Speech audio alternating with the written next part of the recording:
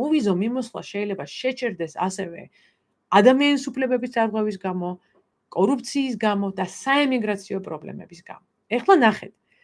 ეს ანგარიში დაიწერება 1 სექტემბრის შემდეგ.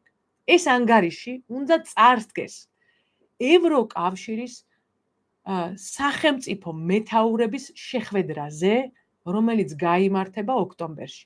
ევროკავშირის ბევრი ორგანოები აქვს, ამით არ დააყრით, მოგვიანებით ცალკე წავიკითხავ ამაზე ლექციას, მაგრამ იქ საგარეო საქმეთა მინისტრები ცალკე იკრიბებიან და სახელმწიფო მეთაურები უკვე რომ ხედავთ ხოლმე, ისინი იკრიბებიან შედარებით იშვიათად.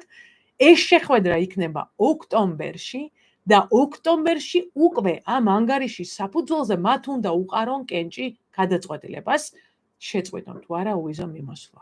ანუ პასუხი კითხვაზე, როდის შეიძლება იყოს ეს შეიძლება მოხდეს ოქტომბრის ბოლოს.